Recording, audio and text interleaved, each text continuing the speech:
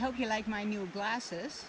They have these clip-ons that I really like. What does it mean to be free?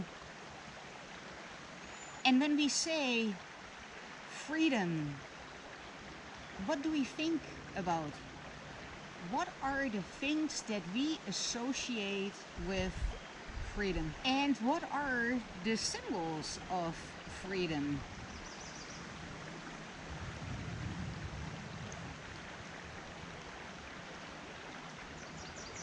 Don't we often associate freedom as the freedom to move your body, freedom to travel and move around, the freedom to exit your country, and the freedom to re-enter your country, the freedom to wear the clothes that you are comfortable in, the freedom to wear your hair the way you want, loose and long or short and pink, the freedom to have piercings and tattoos, the freedom to sleep with whomever the fuck you want, the freedom to marry your body with somebody else's body regardless gender, the freedom to transition gender. A lot of our freedoms, the freedom to ingest marijuana, the freedom to carry a fetus to term or not. A lot of what we associate with freedom is freedom of the body. In the Course in Miracles, fundamental teaching is I am not the body. The sentence goes, I am not the body, I am free, I am as God created me. As God created me, B'Tselem Elohim, in his likeness, image and likeness. And this is not the image or likeness, this flesh and bones that was born one day and will die one day, so it's finite, so it can never be or contain the infinite. That is entirely impossible. So when we self-identify as a body, we make ourselves weak and frail and finite. We are subject to decay and death, and we have diminished B'Tselem Elohim, because what God created in his image and likeness cannot be born or die, because it is eternal and omnipresent. It cannot be confined into a shape, no matter how lovely, no matter how slim, no matter how big.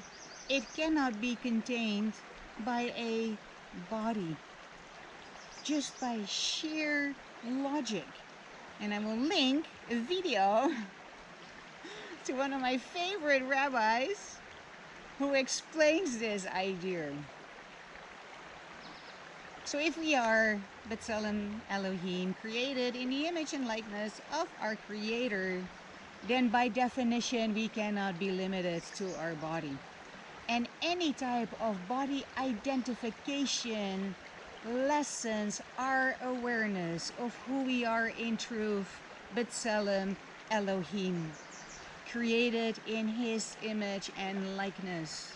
And because we are all created in his image and likeness, as consciousness, as the spirit that animates these bodies for the time being, the spirit or soul that was created before this body became into being, and will continue its journey after this body has long perished. That is the fundamental shift the Course in Miracles is teaching. The shift from body identification to Christ identification. Christ as the Son of God, not Christ, the person walking around in another body that was crucified, etc., etc. Not that Christ, but the Christ consciousness behind the body that walked around 2,000 years ago and was crucified and blah, blah, blah. The same consciousness that he shares with all of us. And because we are created as one, as consciousness, and because we are created as one, as mind or consciousness, that mind or consciousness is one and connected. And therefore things like telepathy, if I pronounce it correctly, is a thing where minds can reach other minds, and quite easily. I am an empath. I can feel others, and obviously that has nothing to do with the body. What I can feel is their state of mind. Their state of mind, if they let me. I work with volunteers only, in the physical as well as in the spiritual. Does that render our bodies useless or despicable? No, of course not. That renders our bodies means to an end. Vehicles of expression. I like to use the metaphor of a car. A car gets you where you need to be. It is a vehicle. It's often also a vehicle of expression. It says something about who you are as a person, whether you drive a zippy little sports car or a robust Hummer. The same with our body. It's a vehicle of transportation. The body is also a vehicle of expression. We express who we are through our body. How we clothe ourselves, what makeup we use, what glasses we choose, whether we have tattoos and piercings. It all matters, and it all expresses something about who we believe we are as people. It is a vehicle of expression and a vehicle of communication. My lips are moving, my tongue is moving, air is passing through, and I am making sounds, and you receive those sounds through eardrums moving, and then somehow you understand what I am saying, or at the very least you hear what I am saying.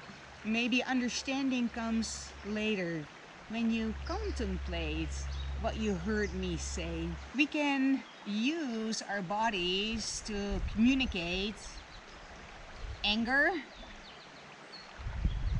aggression, destruction, or we can use our bodies to communicate love and tenderness. Our bodies are useful means to an end, but they are not the end, for the simple reason that they end.